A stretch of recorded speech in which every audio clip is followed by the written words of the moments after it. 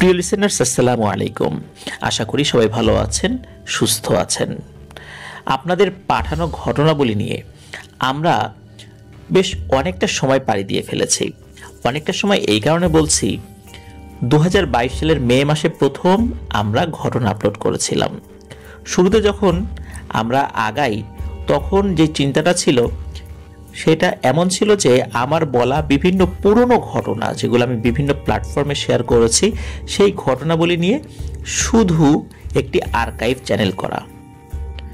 কিন্তু পরবর্তীতে যখন আপনারা ঘটনা পাঠাতে থাকলেন, এরপর আপনাদের পাঠানো ঘটনাবলী নিয়ে আমরা নতুন নতুন এপিসোড শুরু করলাম।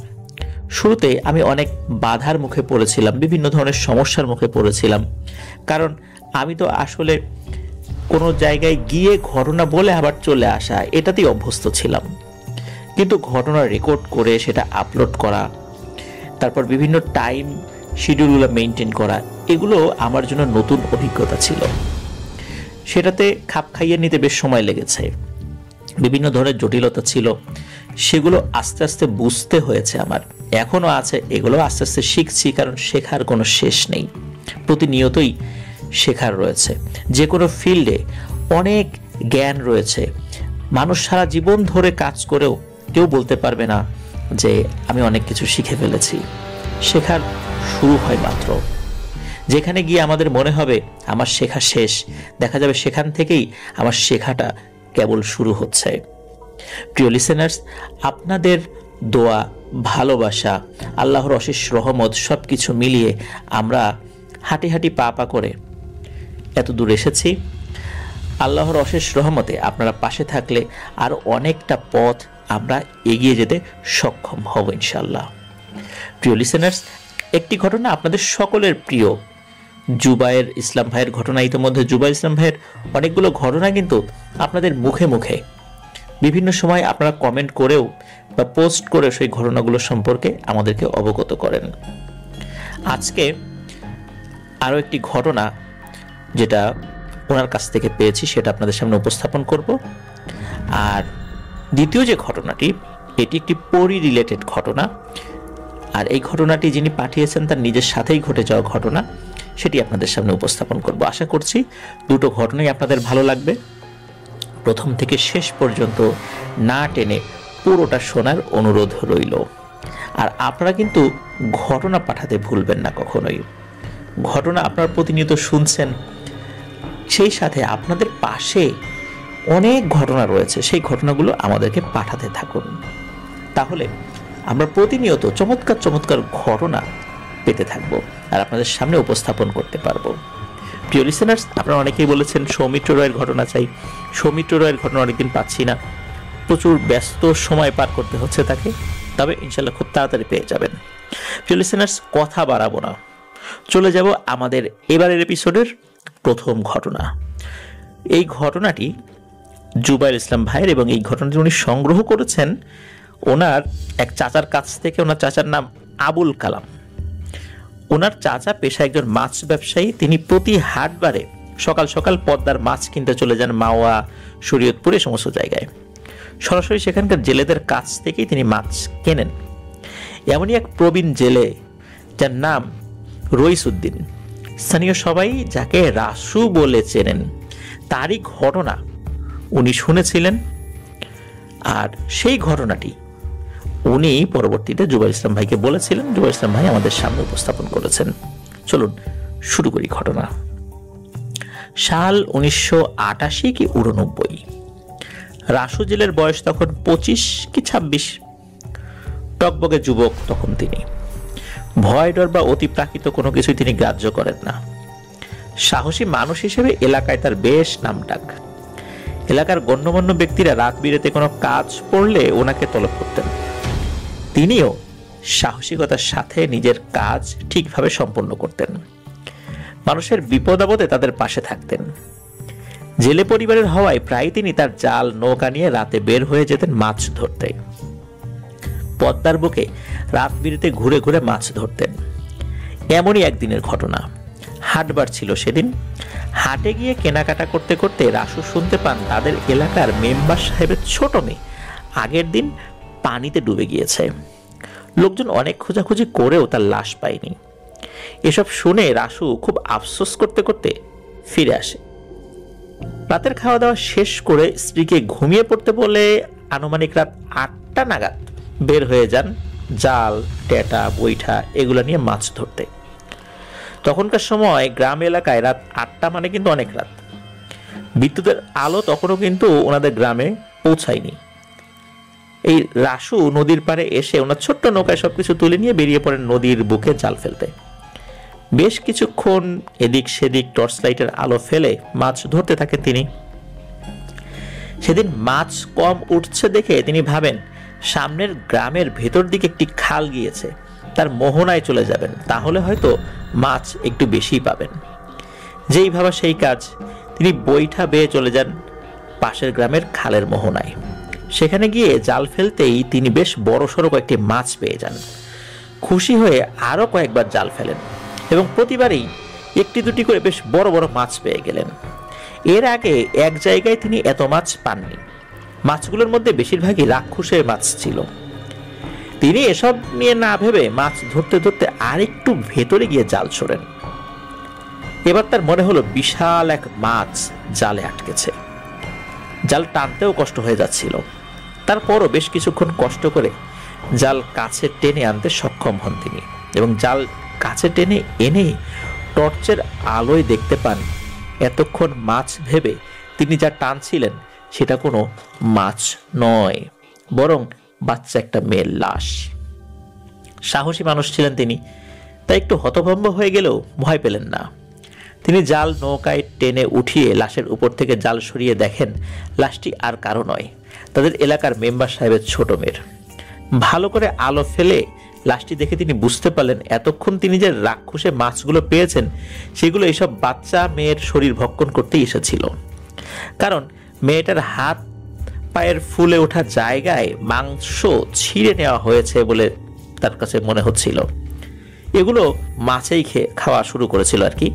তিনি এই দৃশ্য দেখে খুবই কষ্ট পান। মাছগুলো ফেলে দিতেন, কিন্তু গরিব মানুষ ছিলেন তিনি, ভাবলেন মাছ ফেলে দিলে পরের দিন আর পরিবারের খাওয়া জুটবে না, তাই তিনি আর ফেলবেন না। তবে আর মাছ ধরলেনও না। সেদিন ফিরে গেলেন গ্রামে।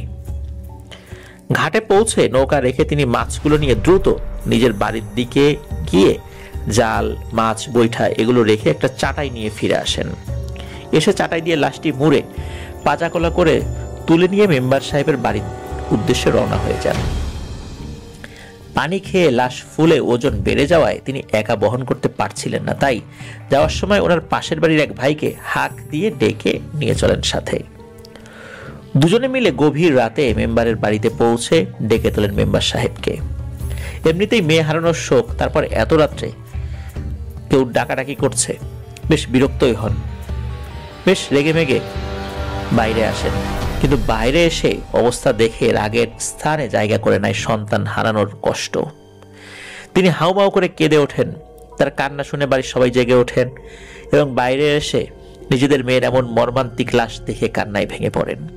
অল্প সময়ের মধ্যেই মেম্বার সাহেবের বাড়ির লোকেরা আশেপাশে সবার বাড়িতে খবর দিয়ে লোকজনকে ডেকে আনেন এবং সেদিন সকালবেলা ফজরের নামাজের পরেই লাশ কবর দিয়ে দেওয়া হয়। লাশের জানাজায় রাসু উপস্থিত ছিলেন। জানাজার শেষে মেম্বার সাহেব রাসুকে কাছে ডেকে নিয়ে ধন্যবাদ জানান, কারণ কেউ তো লাশ খুঁজে পাচ্ছিল না। কাকতালীয়ভাবে সে লাশটি খুঁজে পায়। এই কারণে তাকে খুশি হয়ে সেই সময়ের প্রায় 2000 টাকা দেন। এতগুলো টাকা হাতে পেয়ে রাসু তো খুব খুশি। খুশির পাশাপাশি তার মনে লোভ নামক এক ভয়ঙ্কর বিষয় উকি দেয়। টাকা নিয়ে বাড়ি এসে তিনি মাছ বিক্রি করতে চলে যান। সকালের বাজারে রাতে ধরা মাছগুলো বেশ ভালো দামে বিক্রি করেন। সব মাছ বিক্রি করে পরিবারের জন্য কেনাকাটা করে বাড়ি ফেরত আসেন। সব কেনাকাটার পরেও তার হাতে বেশ কিছু নগদ অর্থ রয়ে যায়। সারা রাত জেগে মাছ ধরে এবং লাশ নিয়ে দৌড়াদৌড়ির পর তিনি বেশ ক্লান্ত হয়ে ঘুমিয়ে পড়েন। ঘুমানোর পরে তিনি এক আজব স্বপ্ন দেখেন। তিনি দেখেন তার গ্রাম থেকে 4-5 গ্রাম দূরে তারই পরিচিত আরেকটি খালের মোহনা একটি লাশ ভেসে উঠছে আর তাকে পানি থেকে ভেসে ডাকাডাকি করছে ওই লাশটি। এই স্বপ্ন দেখে তিনি ধর্মর করে উঠে বসেন। সেদিন আর মাছ ধরতে যাননি। পরে কয়েকদিন আর তেমন কোনো ঘটনা ঘটেনি। তিনি মাছ ধরছেন, কেনাবেচা করছেন, এভাবেই কেটে যাচ্ছিল দিন। প্রথম লাশ পাওয়ার প্রায় 12-13 দিন পরের ঘটনা।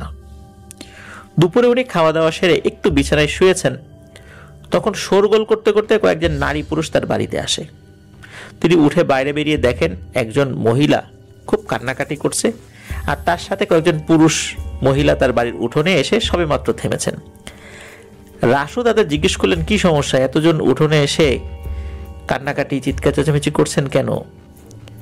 তখন তাদের মধ্যে থেকে একজন লোক সামনে এসে বলেন, রাসু ভাই, আমার একমাত্র ছেলে গতকাল অন্যান্য বন্ধুদের সাথে, মানে তার সমবয়সী বন্ধুদের সাথে গোসল করতে গিয়ে পানিতে ডুবে গিয়েছে। অনেক খোঁজ করেছি কিন্তু এখনো তার লাশ পাইনি। শুনলাম আপনি মেম্বার সাহেবের মেয়েটার লাশ খুঁজে এনেছেন। আমার ছেলেটাকে যদি খুঁজে দিতেন, বাচ্চার মাটা কাঁদতে কাঁদতে তো পাগল হয়ে যাচ্ছে। ছেলের লাশটা যদি সে দেখতো তাও তো মনে একটু শান্তি পেত। একটু দেখেন না ভাই, যদি পারেন। রাসু জেলে তখন তাদেরকে বলেন, ও ভাই, আমি তো মাছ ধরতে গিয়ে মেম্বারের মেয়ের লাশ পাইছি, আমি তো লাশ খুঁজতে বের হই নাই। আপনার ছেলের আমি কিভাবে পাবো বলেন? তখন ছেলেহারা সেই লোকটি রাসুর কাছে এসে তার হাতের মুঠে 100 টাকার 10টি নোট, মানে 1000 টাকা গুঁজে দিয়ে বলেন, ভাই এটা রাখেন, আর একটু খুঁজে দেন না, এমন করেন না, না করেন না। এতগুলো টাকা একসাথে দেখে রাসু না করেনি। তিনি তার জাল নিয়ে বাচ্চার বাবার সাথে বের হয়ে আসেন বাড়ি থেকে। কখন ডুবেছে, কোথায় ডুবেছে, তখন জোয়ার ছিল নাকি ভাটা ছিল, এসব তথ্য নিয়ে রাসু বেরিয়ে যান নদীতে। সেই দুপুর থেকে স্রোতের হিসাব করে তিনি সম্ভাব্য সকল জায়গায় খুঁজতে থাকেন, জাল ফেলতে থাকেন। খুঁজতে খুঁজতে বেলা গড়িয়ে সন্ধ্যা পার হয়ে যায়। রাসু নৌকা নিয়ে বেশ দূরে চলে আসেন। তারপর একটা ফাঁকা চর দেখে নৌকা পাড়ে ভিড়িয়ে উপরে উঠে আসেন, নিজের সাথে আনা কিছু খাবার নিয়ে। খাবার খাচ্ছিলেন আর চিন্তা করছিলেন যে লাশ যদি না পাই তাহলে তো টাকা ফেরত দিতে হবে। দোয়া করছিলেন যেন লাশটা পেয়ে যান। এসব ভাবতে ভাবতে তিনি উঠে দাঁড়িয়ে টর্চের আলো ফেলেন পুরো চরের উপরে। তখন হঠাৎ খেয়াল করেন তিনি যেখানে দাঁড়িয়ে তার ঠিক উল্টো দিকে চরের অন্য প্রান্তে একজন মানুষ বসে নদীর পানিতে হাত দিয়ে কি যেন করছে। রাসু ভেবে পেলেন না এই লোকটা আবার কোত্থেকে আসলো, আর কখনই বা আসলো। এই চরে তো কোনো মানুষজন আসার কথা না, বিশেষ করে সন্ধ্যার পরও থাকার কথা না, এই চরে কোনো ঘর বাড়িও নেই। তিনি ওই জায়গায় দাঁড়িয়ে ডাক দেন, ও ভাই, কে আপনি, ওইখানে কি করেন? কিন্তু ওই মূর্তিটি চুপচাপ নিজের কাজ করেই যাচ্ছে। রাসু আরো কয়েকবার ডাক দিয়ে সামনে তার দিকে এগিয়ে যান। কাছাকাছি পৌঁছেছেন এমন সময় অবয়বটি পেছনে না ফিরে সামনের পানিতে ঝাঁপ দেয়। রাসু দৌড়ে সেদিকে গিয়ে লোকটার আর কোনো চিহ্ন দেখতে পাননি, কিন্তু লোকটা যেখানে বসেছিল সেই স্থানে গিয়ে পানিতে লাইটের আলো ফেলে দেখতে পান একটা বাচ্চা ছেলের লাশ, যার অর্ধেক পানিতে আর বাকি অর্ধেক ডাঙায়। ডাঙার অংশটুকু থেকে বেশ কিছুটা ছিঁড়ে নেওয়া হয়েছে, যেমন একটা হাতে কোনো মাংস নেই, এবং হাতের শেষ প্রান্তে ঘাড়ের কাছে বড় কামড়ের দাগ। জেলে মানুষ রাসু এই তল্লাটের সকল মাছ সম্পর্কে তার ধারণা আছে। তিনি বুঝতে পারলেন এটা কোনো মাছের কাজ না, মাছ এভাবে ডাঙায় উঠিয়ে খায় না। এর বেশি কিছু না ভেবে তিনি তাড়াতাড়ি নিজের নৌকায় গিয়ে সাথে আনা একটি চাটাই ও দড়ি এনে লাশটি বেঁধে ফেলেন। এগুলো আগে থেকেই নিয়ে এসেছিলেন, যদি লাশ পান তাহলে এভাবে নিয়ে আসবেন এই চিন্তা করে। এখন সেটি কাজে লেগে গেল। এর মাঝে ওই বাচ্চা ছেলের বাবার বর্ণনার সাথে মিলিয়ে মোটামুটি নিশ্চিত হন এটাই তাদের ছেলে। লাশ বেঁধে টেনে তিনি নৌকায় নিয়ে আসেন। নৌকায় উঠিয়ে দেরি করেননি, দ্রুত বৈঠা বাইতে শুরু করেন। বৈঠা বাইতে বাইতে ভাবেন ছেলের লাশ তাদের বাবা মাকে বুঝিয়ে দিয়ে আরো কিছু টাকা চাইবেন। এসব ভাবতে ভাবতে আরো একটা জিনিস ভাবেন, আচ্ছা ওইখানে যে জিনিসটা দেখলাম ওইটা কে ছিল? ও কি মানুষ ছিল? তাহলে লাফ দিয়ে পানির ভিতরে চলে গেল কেন?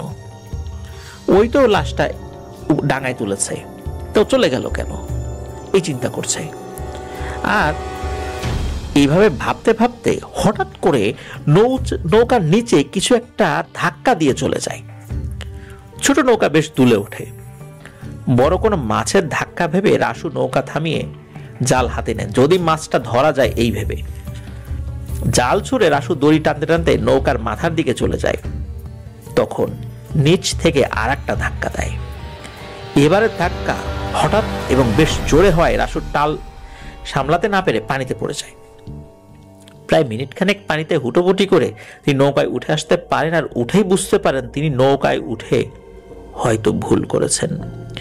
নৌকায় উঠে তিনি দেখতে পান মানুষের মতো দেখতে, উলঙ্গ টাইপেরই হবে, একটি লালচে অবয়ব, তার সারা মাথায় জটের মতো চুল, লম্বা লিকলিকে হাত পা, তার মুখ চোখ নাক বলতে কিছুই নাই। সেখানে বিরাট একটা কালো গর্ত, আর গর্তের চারপাশে সরু সরু সাদা সাদা দাঁত, আর সেই দাঁত দিয়ে অবয়বটি বাচ্চাটির আরেক হাত সম্পূর্ণ মুখে পুড়ে দিয়েছে। এটা দেখে রাসু মারাত্মক ভয় পায়। রাসু নৌকায় উঠলেও অবয়বটি তাকে ভ্রুক্ষেপ করছে না, বরং লাশের হাত খাওয়ায় ব্যস্ত সে। রাসু প্রথমে ভয় পেল, খুব দ্রুত নিজেকে সামলে নিয়ে নৌকায় রাখা টর্চের আলোটি অবয়বটির শরীরে নিক্ষেপ করে। তখনই মূলত অবয়বটির শরীরের গঠন সম্পর্কে তার পুরোপুরি ধারণা হয়। যখনই আলোটা নিক্ষেপ করেছে, সাথে সাথে ওই অবয়বটি বিকট এক চিৎকার দিয়ে নৌকা থেকে লাফ দিয়ে পানিতে অদৃশ্য হয়ে যায়। রাসু বুঝতে পারে উনি যাই দেখেছেন এখন সেটা আলোতে ভয় পায়। কারণ হলো আলো জ্বালানোর পরে সে বিকট এক চিৎকার দিয়ে ঝাঁপ দিয়েছে। তাই তিনি আর বাতি না নিভিয়ে বরং নৌকায় থাকা একটি হারিকেনও জ্বালিয়ে দেন। এরপরে আবার দ্রুত নৌকা বাইতে শুরু করেন। নৌকা বাইছিলেন ঠিকই, কিন্তু বুঝতে পারছিলেন সেই পিশাচটি এখনো পেছন পেছন আসছে। কারণ তিনি একটু পর পর লাইটের আলো ফেলছিলেন।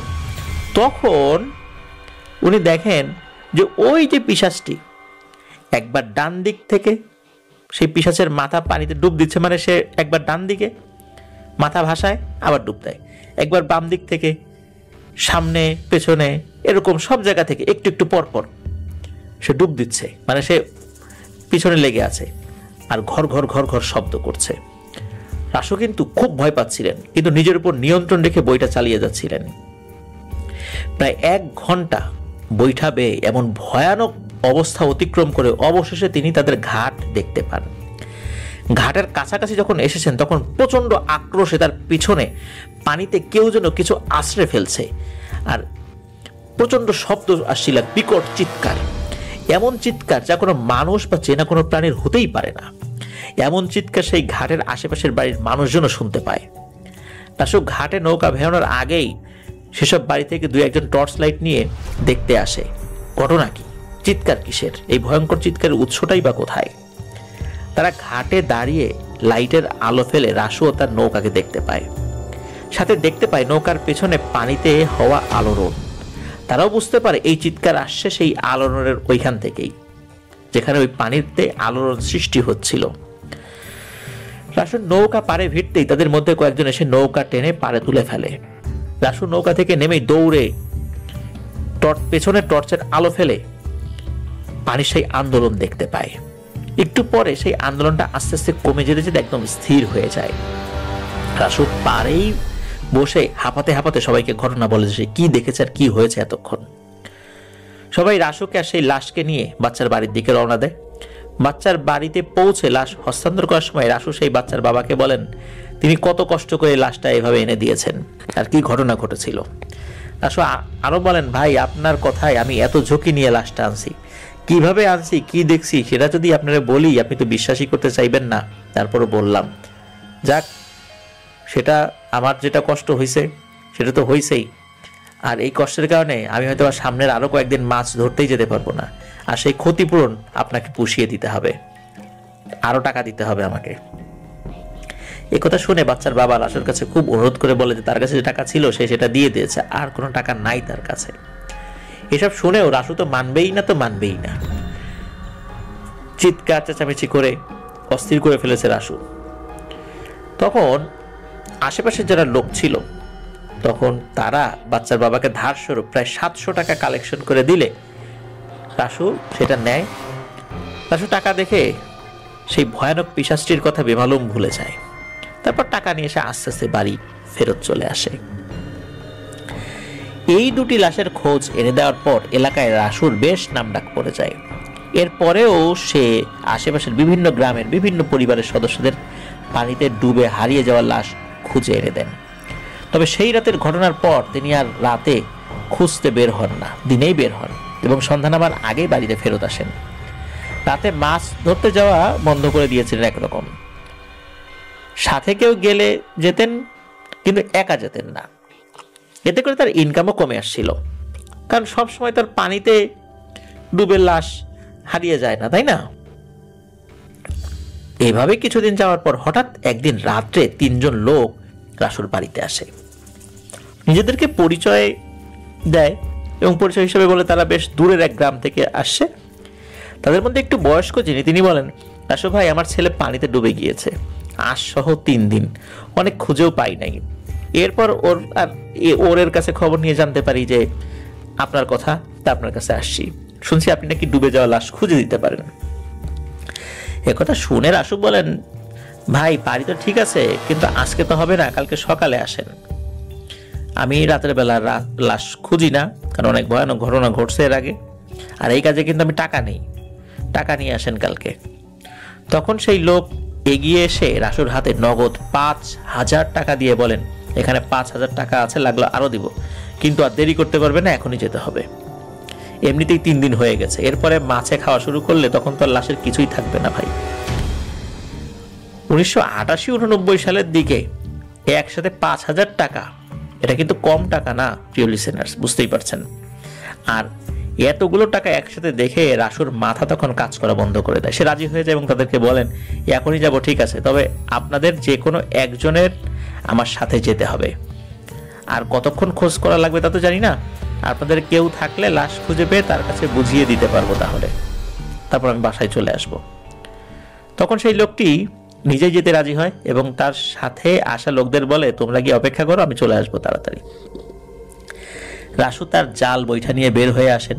আস্তে আস্তে সেই লোককে সাথে নিয়ে নৌকায় উঠে লাশ খুঁড়তে বের হয়ে যায়। নৌকা চলছিল, রাসু বাচ্চার বিষয়ে খোঁজ খবর নিচ্ছেন, সেই লোকের কাছে কোথায় ডুবেছে, কখন ডুবেছে, জোয়ার না ভাটায়।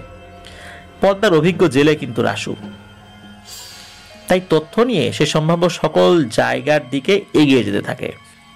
মূলত সে যেই জায়গার দিকে যাচ্ছিল ওই জায়গার ওই অংশের নদীতে কিন্তু জোয়ার ভাটা হতো, পদ্মার সব জায়গায় কিন্তু জোয়ার ভাটা হয় না।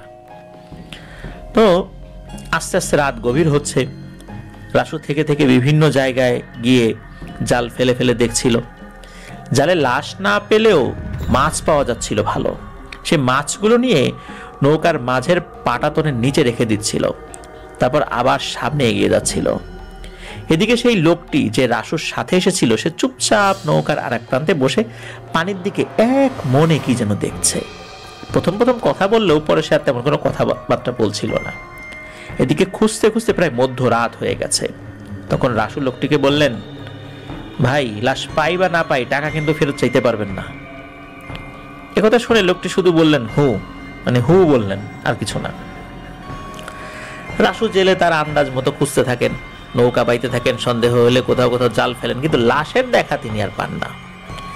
এভাবে চলতে চলতে কোথায় চলে এসেছেন অন্ধকার রাতে ঠিক বুঝতে পারছিলেন না। এমন সময় লোকটা বলে ওঠে, সামনে একটা চর আছে, ওইখানে নৌকাটা একটু ভেরাও। রাসু চরে নৌকা ফেরানোর কথা শুনে আশ্চর্য হয়ে যান, আবার ভয় ভয়ও পান, কারণ এর আগের বার এই লাশ খোঁজার সময় চরের অভিজ্ঞতা কিন্তু তার মোটেও ভালো ছিল না।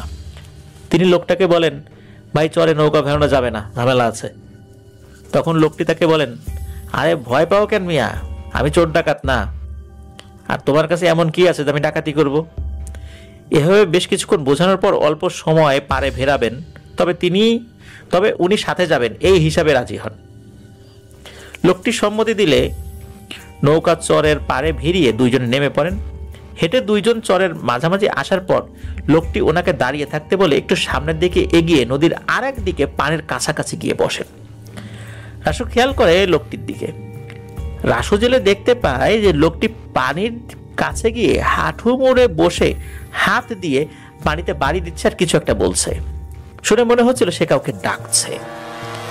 রাসু জেলে বেশ অবাক হয়ে যান এমন কাণ্ড দেখে। সে পেছন থেকে লোকটিকে বেশ কয়েকবার ডাক দেয়, কিন্তু সেই লোক রাসুর ডাকে কান না দিয়ে একইভাবে পানিতে বাড়ি দিতে থাকে এবং কি যেন একটা বলতে থাকে। অল্প কিছুক্ষণ পরে চাঁদের আলোয় হঠাৎ রাসু ওই লোকটার সামনের দিকে পানিতে একটি আলোড়ন দেখতে পায়। ভালো মতো দেখার জন্য রাসু একটু এগিয়ে গিয়ে টর্চ লাইটের আলো ফেলেন এবং বুঝতে পারে যে তিনি আজকের রাতে এসে কি ভুলটাই না করছেন। তিনি দেখেন পানির নিচ থেকে একটা বিশাল দানবীয় সরীসৃপ জাতীয় কিছু একটা, এই জিনিসটা মুখে করে একটা লাশ টেনে নিয়ে পাড়ে উঠেছে। এটা দেখে রাসু ভয়ে পেছন ফিরে দৌড় দিতে যাবেন, এমন সময় রাসু জেলের সাথে আসা ওই লোকটি রাসুকে ডাক দেয়। রাসু সেদিকে তাকিয়ে দেখেন লোকটি বসা থেকে উঠে দাঁড়িয়েছে এবং তার মুখ, যেটা মুখাবয়ব, আস্তে আস্তে সেটা পরিবর্তন হতে শুরু করেছে। রাসু তার দিকে লাইট ধরে পেছন দিকে যেখানে তার নৌকা বাঁধা সেদিকে সরতে থাকে এবং রাসু দেখতে থাকে যে আস্তে আস্তে লোকটির নাক, মুখ, কপাল সবকিছু অদৃশ্য হয়ে সেখানে বিশাল একটা কালো গর্ত তৈরি হয়েছে। সেই অবস্থায় ওই অবয়বটি বলে ওঠে, এরে রাসু, সেদিন তো আমার খাবার নিয়ে গেলি জোর করে, আজকে কি করবি রে রাসু? আজকে তো তোকে বাঁচানোর উপায় নেই কারোরই। এ কথা বলার সাথে সাথে রাসু দেখে পানি থেকে যে সরীসৃপটি উঠেছিল সেটি 4 হাত পায়ে ভর দিয়ে রাসুর দিকে এগোতে থাকে। এটা দেখে রাসু পেছনে ফিরে নৌকার দিকে দৌড় দেয়, কিন্তু সে একটু দেরি করে ফেলে। সরীসৃপের মতো ওই পিশাচটি দৌড়ে এসে রাসুর ডান পায়ের 3টে আঙ্গুল কামড়ে ধরে। প্রচন্ড জোরে কামড় দিয়েছিল। রাসু প্রচন্ড ব্যথা তো পাচ্ছিল, কিন্তু সেদিকে ভ্রুক্ষেপ না করে জীবন বাঁচানোর জন্য কোনো মতে পা ছাড়িয়ে নিয়ে দ্রুত দৌড়ে নৌকার কাছে চলে আসে। নৌকা নিয়ে দ্রুত সরে যেতে থাকে।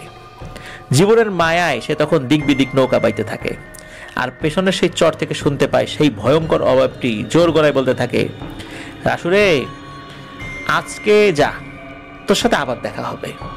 আজকে আমার খাবার এসে গেছে তো তাই বেঁচে গেলি।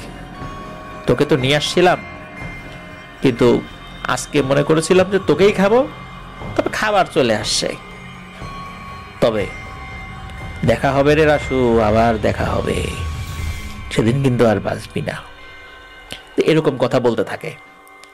রাসু কিন্তু শুনছে যে ওরা এই কথাগুলো বলছে চিৎকার করে। রাসু পেছনে ফিরে দেখার সাহস করেনি। টর্চের আলো জেলে রেখেই দ্রুত নৌকা বাইতে থাকার চিৎকার করে আল্লাহ তাআলার দরবারে সাহায্য প্রার্থনা করতে থাকে। এভাবে কতক্ষণ নৌকা বেয়েছে বা কোথায় এসে পড়েছে সে বুঝতে পারেনি। আতঙ্কে, ভয়ে, পরিশ্রমে সে নৌকার উপরে জ্ঞান হারিয়ে পড়ে যায়। নিচে পড়েনি, ভাগ্য ভালো, মানে পানির মধ্যে পড়েনি। জ্ঞান যখন ফেরে তখন রাসু জেলে নিজেকে একটি বালুর ট্রলারে আবিষ্কার করে। বেশ বেলা হয়ে গিয়েছে তখন। আশেপাশে তাকে বেশ কিছু অপরিচিত লোক দেখতে পান যে তারা তার দিকে তাকিয়ে আছেন। রাসু উঠে বসতে গিয়ে পায়ে মারাত্মক ব্যথা অনুভব করেন। তারপরও কষ্ট করে উঠে বসে দেখেন তার পায়ে একটি গামছা পেঁচিয়ে রাখা, সেখান থেকে ফোঁটা ফোঁটা রক্ত পড়ছে। এই সময় ট্রলারের প্রধান মাঝি, যিনি মাঝি, তিনি এসে রাসুর কাছে বসেন এবং বলেন, ভাই, তোমার আমরা মাঝ নদীতে একটা নৌকায় অজ্ঞান অবস্থায় পাইছি। তোমার পায়ের থেকে তখন ভীষণ রক্ত পড়তেছিল। তোমার বাড়ি কই, আর কি হয়েছিল এই রাতে কত?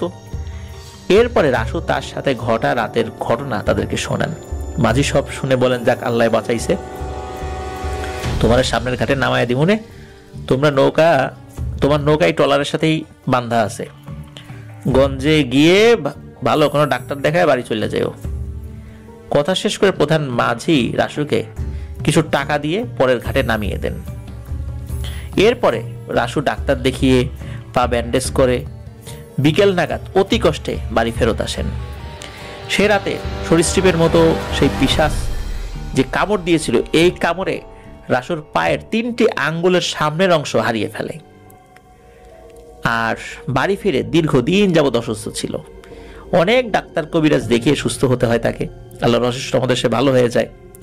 আবার অনেক হুজুরের কাছ থেকে উনি তদবির নিয়েছিলেন যাতে করে এই জিনিসটি পরবর্তী তার ক্ষতি করতে না পারে। এরপর আর কোনোদিন রাসু লাশ খুঁজতে বা মাছ ধরতেই যায়নি। জীবিকার তাগিদে অন্য কাজ করছেন। তিনি এখন বৃদ্ধ, ব্যবসা বাণিজ্য করছেন, আলহামদুলিল্লাহ ভালো আছেন। প্রিয় লিসেনার্স, এটি ছিল ঘটনা। রাসু জেলের এক্সাক্ট গ্রামের নামটা জানা যায়নি, যার কারণে আমরাও উল্লেখ করতে পারিনি সেটা। তবে ঘটনাটি আমার কাছে খুব দারুণ লেগেছে। আশা করছি প্রিয় লিসেনার্স ঘটনাটি আপনাদের কাছেও ভালো লেগেছে। আর ভালো লাগলে কিন্তু আমাদের চ্যানেল সাবস্ক্রাইব করতে ভুলবেন না প্রিয় লিসেনার্স। সাবস্ক্রাইব যেই জায়গাটা রয়েছে ওখানে জাস্ট একটু প্রেস করে দেবেন। আর আমাদের চ্যানেলের লিঙ্কটা কিন্তু আপনারা শেয়ার করে দিতে পারেন আপনাদের বন্ধু বান্ধবদের কাছে। মেসেঞ্জারে লিঙ্কটা শেয়ার করে দিতে পারেন, হোয়াটসঅ্যাপে শেয়ার করে দিতে পারেন। হোয়াটসঅ্যাপে শেয়ার করলে সাবস্ক্রাইব করতে বেশ সুবিধা হয়। আর আপনারা ঘটনা পাঠাতে চাইলে লিখে অথবা রেকর্ড করে যে কোনোভাবে ঘটনা পাঠাতে পারবেন। প্রিয় লিসেনার্স, আমরা চলে যাব আমাদের এবারের দ্বিতীয় এবং শেষ ঘটনায়। প্রিয় লিসেনার্স, এখন যে ঘটনাটি আপনাদের সামনে উপস্থাপন করতে যাচ্ছি, এই ঘটনাটি যিনি আমাদেরকে দিয়েছেন সঙ্গত কারণে তার নামটি আমরা বলতে পারছি না, ছদ্মনাম ফাহিম দিলাম আমরা। উনি বর্তমানে ওমান প্রবাসী। চলুন শুরু করি ঘটনা। উনি যেভাবে ঘটনা পাঠিয়েছেন ঠিক সেভাবেই আপনাদের সামনে উপস্থাপন করছি। ঘটনাটি আমার সাথে ঘটা শুরু হয়েছিল একদম ছোট থেকে, আমার মায়ের মুখে শোনা। তখন আমার বয়স 2 কি 3 মাস। হঠাৎ করে কোনো একদিন সন্ধ্যা হওয়ার কিছু সময় পর আমাকে যেখানে শুইয়ে রাখা হয়েছিল, যেই বিছানায়, সেখানে খুঁজে পাওয়া যাচ্ছিল না। আমাকে বিছানায় না দেখে আমার মা হঠাৎ করে আঁতকে উঠল। এদিক সেদিক খোঁজাখুঁজি শুরু হলো এবং খুঁজে না পেয়ে মা চেঁচিয়ে কান্না শুরু করে দিলেন। আম্মুর কান্না শুনে আমার ঘরের ও বাড়ির লোকজন সবাই একই স্থানে জড়ো হয়ে গেল। মায়ের মুখে আমার উধাও হয়ে যাওয়ার কথা শুনে সকলে মিলে খোঁজাখুঁজি আরম্ভ করে দিলেন, কিন্তু কেউ কোথাও খুঁজে পেলেন না আমাকে। এই নিয়ে বাড়িতে শোরগোল শুরু হয়ে গেলে আশেপাশের লোকজনও একত্র হয়ে যায় আমাদের বাড়িতে। এই নিয়ে বিভিন্ন জন বিভিন্নভাবে মন্তব্য করতে থাকে। হঠাৎ আনুমানিক 2 ঘন্টা পর ঘরে আমার রুমের ভেতর থেকে আমার কান্নার আওয়াজ শুনে সবাই অবাক হয়ে যায় এবং ঘরের ভিতর ছুটে যায়। আমার আম্মু আমাকে তুলে বুকে জড়িয়ে আদর করতে থাকে এবং হাউমাউ করে কাঁদতে থাকে। এই কান্না খুশির কান্না। সবাই আম্মুকে সান্ত্বনা দিতে থাকে। হঠাৎ আম্মু একটা জিনিস লক্ষ্য করে, আমার শরীর থেকে বেশ সুগন্ধি বের হয়ে আসছে। এমন সুগন্ধি জীবনে কেউ পায়নি কখনো। বাড়িতে উপস্থিত সকলেই অবাক। সকলেই বিষয়টা নিয়ে সন্দেহ করতে লাগলো এবং বাড়িতে হুজুর ডেকে বিষয়টা পরিষ্কার হওয়ার কথা বলতে লাগলো। আমার বাবা তখন দেশের বাইরে ছিলেন। আমার পরিবারে তখন আমার দাদা, দাদি, আমার চাচা এবং আম্মু ছিল। সকলের উপদেশ পেয়ে দাদা হুজুরকে ডেকে আনার জন্য ছুটে গেলেন। হুজুর এসে আমাকে দেখলেন, দোয়া কালাম পরে ঝাড়ফুঁক করে দিয়ে হুজুর তার সঙ্গে আনা একটি কিতাব দেখতে লাগলেন। পরে হুজুর জানান, আমাকে নাকি আম্মু আসরের ওয়াক্তের সময় বাড়ির উঠোনে গোসল করানোর যখন প্রক্রিয়া করছিলেন, বাড়ি থেকে একটু দূরে অবস্থিত একটা পুরনো তুলা গাছ, সেই তুলা গাছে একটা জিন কন্যা অর্থাৎ পরী বসেছিল। আমাকে গোসল করানোর সময় নাকি সেই পরীটা আমার দিকে তাকায় এবং সেই পরীটাও নাকি কিশোরী ছিল। আমাকে দেখে তার বেশ ভালো লেগে যায়। সেই পরীটি আমাকে সুযোগ বুঝে নিয়ে যায় সেই তুলা গাছের উপরে আমার সাথে খেলা করার জন্য, কিন্তু নিয়ে বেশিক্ষণ রাখতে পারেনি। আমার বাড়ির লোকের কান্না দেখে তার মায়া লেগে গেলে সে সুযোগ বুঝে আবার আমাকে ফেরত দিয়ে যায়। হুজুর বলেন, পরীটা আসলে ভালো, সে আমার কোনো ক্ষতি করবে না, বরং আমাকে যেহেতু তার পছন্দ হয়েই গেছে সেহেতু সেই আমার দেখাশোনা করবে এবং খেয়াল রাখবে। এসব বলে হুজুর আমার পরিবারকে অভয় দিয়ে চলে যান। এরপর আমাদের দিনকাল স্বাভাবিকভাবে যেতে লাগলো। পরীটা আমার পরিবারের আড়ালে অগোচরে আমার খেয়াল রাখতে লাগলো। আমার মা যখন আমাকে ঘুম পাড়িয়ে দিয়ে বাইরে যায়, আবার যখন রুমে আসে, তখন আমি নাকি ঘুম থেকে জেগে আছি এবং অদৃশ্য কিছু একটার সাথে খেলা করছি, এই জিনিস দেখতে পান। তাছাড়া আমার রুমটা দারুণ সব সুগন্ধে ভরে থাকতো। আর আম্মু যখন আমাকে কোলে নিয়ে আদর করত, তখন দেখা যেত আমার মুখ থেকে দারুণ সব অজানা খাবারের সুঘ্রাণ বের হয়ে আসছে। এর মানে পরীটা আমাকে লুকিয়ে লুকিয়ে খাবার খাওয়াতো। আম্মুর আর বুঝতে বাকি নেই যে আমার রুমে কে আছে, ওটা নিশ্চয়ই ওই পরীটাই। বিষয়টা আমার পরিবারের সবাই জানতো। আমার বয়স যখন 6 কি 7 বছর, তখন আমি সাঁতার জানতাম না। একদিন আমি আম্মুর পিছনে ধরে হেঁটে হেঁটে পাশের একটা বাড়িতে চলে যাই, কিন্তু আমি আম্মুর সাথে আছি ভেবে আম্মু আর পেছনে তাকাননি। ওই বাড়ির সামনে একটা পুকুর ছিল, কি বুঝে আমি সেই পুকুর পাড়ের দিকে চলে গেলাম, আর মনের অজান্তে আমি পা ছিটকে সেই পুকুরেই পড়ে যাই। আর আম্মু হঠাৎ পেছনের দিকে ফিরে আমাকে দেখতে না পেয়ে বাড়ির রাস্তার দিকে দৌড়ে ছুটে আসে এবং আমাকে খুঁজতে গিয়ে পুকুরের দিকে তাকায়। তাকিয়ে এক অবাক করা দৃশ্য তিনি দেখেন। আমি পুকুরের মাঝখানে চিত হয়ে সাঁতার কাটছি, অথচ আমি সাঁতারই জানতাম না। আমার বাড়ির কেউই আমাকে সাঁতার শেখায়নি। আম্মু এই দৃশ্য দেখে বাক রুদ্ধ হয়ে এক নজরে তাকিয়ে থাকে পুকুরের দিকে। কি বলবে আর কি করবে কিছুই বুঝে উঠতে পারছে না। হঠাৎ ওই বাড়ির এক জ্যাঠা দোকান থেকে বাড়িতে ফিরছিলেন। তিনি আম্মুকে পুকুর পাড়ে দাঁড়িয়ে থাকতে দেখে জানতে চাইলেন কেন আম্মু এখানে দাঁড়িয়ে আছে। আম্মু তখন তার সম্বিত ফিরে পায়, হঠাৎ আঁতকে ওঠে এবং জেঠুকে পুকুরের দিকে আঙুল দিয়ে ইশারা করে দেখিয়ে দেন, কিন্তু মুখ দিয়ে কোনো কথাই বের হচ্ছিল না আম্মুর। জেঠু তখন আর কোনো কিছু জিজ্ঞেস না করে ওই অবস্থায় পুকুরে ঝাঁপ দেন এবং আমাকে নিয়ে আসেন। আম্মু তখন আমাকে জড়িয়ে ধরে কান্নাকাটি শুরু করে দিলেন। তখন ওই জেঠু আমাকে কোলে করে বাড়িতে এনে দেন। এরপরে কেটে যায় আরো প্রায় 6-7 বছর। আমার বয়স যখন 13-14 বছর বা 12-13 এরকম একটা সময়, বন্ধুদের সাথে একবার দুষ্টুমি করতে করতে গাছে উঠে যাই। গাছটি ছিল বাদাম গাছ, আমাদের গ্রাম্য ভাষায় বাক্সা বাদাম বলে ডাকি আর কি। মূলত আমরা বাদাম পেড়ে খাওয়ার জন্যই উঠেছিলাম। গাছটি যথেষ্ট বড় ছিল। ভালো ও পাকা বাদাম পাওয়ার জন্য আমি একদম গাছের চূড়ায় উঠে গিয়েছি, মানে মগ ডালে। বাদাম পাড়তে পারতে হঠাৎ একটা চিকন ডাল ভেঙে আমি মাটিতে পড়ে যাই। এত উপর থেকে পড়ে আমার কিছুই হয়নি। পড়ার সময় আমার মনে হচ্ছিল কে যেন আমার পেটের নিচে নরম হাতে ধরে আস্তে করে আমাকে মাটিতে নামিয়ে শুইয়ে দিয়েছে। আমার বিন্দুমাত্র কিছু হয়নি। আমার বন্ধু বান্ধবরা তো খুবই অবাক হয়ে যায়, আমিও অবাক হই। এরপর আমি বাড়ি চলে আসি এবং বিষয়টা আমার মায়ের সাথে শেয়ার করি। আম্মু তখন বুঝতে পারে যে কেউ আমাকে প্রোটেক্ট করেছে এবং কে আমাকে প্রোটেক্ট করেছে। তারপরেও আমাকে আম্মু অনেক বকাবকি করলো, বলল কি দরকার ছিল গাছে ওঠার, আর যদি বড় ধরনের কিছু হয়ে যেত। এভাবেই দিন কেটে যায়। ছোটখাটো অনেক বিপদ থেকে আল্লাহ অদৃশ্য কিছুর মাধ্যমে প্রোটেক্ট করে দেন। এই গেল শিশু থেকে কিশোর জীবনের ঘটনা। এবার আসি আসল ঘটনায়। ঘটনা বোঝার জন্য বাস্তব কিছু সমস্যার কথা বলবো। যদিও শুনতে কিছুটা অস্বস্তিকর মনে হবে, তবুও বলতে হবে, না হয় ঘটনা অপূর্ণই থেকে যাবে। বয়স তখন 18 কি 19 বছর। আমি তখন 9ম শ্রেণীতে পড়ছি, পাশাপাশি ইলেকট্রিকের কাজও শিখছি। আর তখন থেকেই আমি ভূত এফএমের ফ্যান ছিলাম।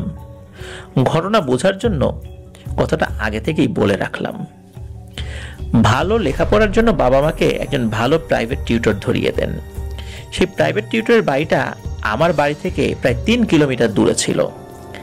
প্রাইভেট টিউটরের অন্য একটা স্কুলে চাকরি ছিল, তাই আমি সকালবেলা খুব ভোরেই চলে যেতাম সেই টিউটরের বাড়িতে। আমি কিন্তু পায়ে হেঁটেই যেতাম প্রাইভেট পড়ার জন্য, তাই খুব ভোরেই উঠে হাঁটা শুরু করতাম। উদ্দেশ্য সকালবেলা বেশি হাঁটলে ব্যায়াম হবে, তাই ঘুম থেকে উঠে ভোরেই চলে যেতাম। নামাজ কালাম ইবাদতের বেলায় ছিলাম কঠোর। আমি সব রকমের আমল করার চেষ্টা করতাম। একদিন খুব ভোরবেলা প্রাইভেট পড়ার জন্য যাচ্ছিলাম স্যারের বাড়ি থেকে কিছু দূর গেলে রাস্তার দুই পাশে ঘন ঘন গাছের সারি, আর সেখানে দিনের বেলাও বেশ ছায়া পড়ে থাকে। তখন ছিল আবার শীতকাল, চারদিকে ঘন কুয়াশা। এত ভোরবেলায় ঘন কুয়াশার কারণে কিছুই দেখা যাচ্ছিল না। আমি একা একা গুনগুনিয়ে সূরা পড়ছি আর হাঁটছি। হঠাৎ দূর থেকে অন্য কোনো একটা নারী কণ্ঠে গুনগুন শব্দ আমি শুনতে পেলাম, আর এটা শোনার পর আমার গুনগুন করা বন্ধ হয়ে গেল। চারদিকে তাকে দেখার চেষ্টা করলাম। এই ভোরবেলা কারো তো এখানে থাকার কথা না। শীতকালে সবাই তো একটু অলসতা করে, এমনিতেই একটু ঘুম থেকে দেরি করে ওঠে, কৃষকরা হয়তো তাড়াতাড়ি খেতে আসবে না, তাহলে এই ভোরবেলা এখানে আসবেটাকে? আমি আবার ভুল শুনছি না তো? আস্তে আস্তে ছোট ছোট কদমে এগোতে লাগলাম। আস্তে আস্তে সামনের দিক থেকে কালো কিছু একটা কুয়াশা ভেদ করে স্পষ্ট হতে লাগলো। আমি ভীষণ ভয় পেতে শুরু করলাম, কিন্তু নিজেকে শান্ত করে মনোবল বাড়িয়ে মনে মনে দোয়া কালাম করতে লাগলাম। আমি একটু রাস্তার বাম দিকে চেপে গিয়ে দাঁড়িয়ে রইলাম, আর কালো জিনিসটা আস্তে আস্তে গুনগুন শব্দ করে এগোতে লাগলো। জিনিসটা আরো স্পষ্ট হলে আমি লক্ষ্য করলাম মানুষের মতোই দেখতে, পরনে ছিল কালো বোরখা। সচরাচর কওমি মাদ্রাসার বোনেরা যে ধরনের বোরকা নিকাব পরে থাকেন, একদম হুবহু একই ধরনের পর্দায় আবৃত একজন মহিলা। এইবার আমার ভয়টা দূর হয়ে গেল। তখন মেয়েটা আমার সামনাসামনি চলে আসলে আমি শ্রদ্ধাশীলতা দেখিয়ে সুন্দর একটা সালাম দিই। মেয়েটিও সেই সালামের জবাবটা সুন্দরভাবে দেয়। তার শরীর থেকে যে খুশবুটা বের হচ্ছিল তা আমার ভীষণ পরিচিত বলে মনে হচ্ছিল। আমি একটু দূরে গিয়ে আবার পিছন ফিরে মেয়েটির দিকে তাকাতেই দেখি মেয়েটিও আমার দিকে তাকিয়ে আছে। আমার চোখাচোখি হতে মেয়েটি বলে উঠল, যেদিকে যাচ্ছেন সেদিকেই যান, আবার কোনো একদিন দেখা হতে পারে হয়তো। মেয়েটির এই কথা শুনে আমি লজ্জা পেয়ে সামনের দিকে ঘুরে হাঁটা শুরু করলাম আর মনে মনে নিজেকে তিরস্কার করতে লাগলাম। কিন্তু মেয়েটির কথা কিছুতেই আমার মাথা থেকে যাচ্ছিল না। তার কথাতেই আমার কানের গোড়ায় প্রতিনিয়ত ভেসে বেড়াতে লাগলো। মেয়েটি কথা কেন বলল যে আবার কবে দেখা হবে, দেখা হলে কি বলবো তাকে, এইসব ভাবতে ভাবতে আমার দিন কাটে। কোনো কিছুতেই মন বসছিল না। তার চিন্তায় আমি একটা ঘোরের মধ্যে ছিলাম বেশ কয়েকদিন। হঠাৎ একদিন রাতে আমি তাহাজ্জুদ পড়ে মোনাজাতে অনেক কিছুই বলি, মনের সকল অশান্তি দূর করে দেওয়ার জন্য আল্লাহ তাআলার নিকট সাহায্য প্রার্থনা করি।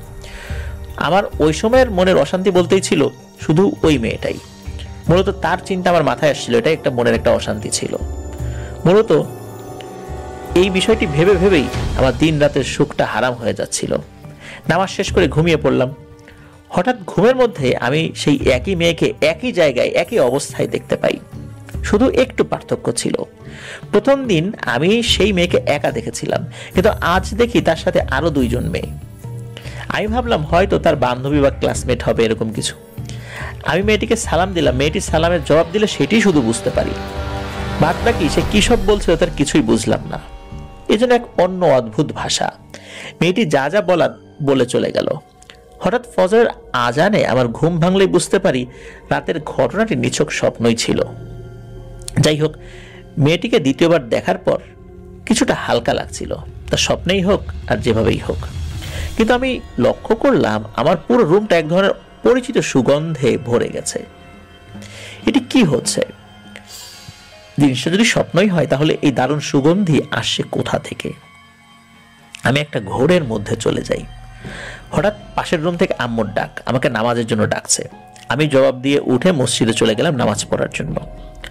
মসজিদ থেকে এসেই সেই প্রাইভেটের উদ্দেশ্যেই বের হলাম ঘর থেকে। চারদিকে ঘন কুয়াশা। সেই স্বপ্নে দেখার মতোই বরাবর একইভাবে সেই মেয়েটি আমার সামনে হাজির হয়। আমি তো পুরোই হতভম্ব।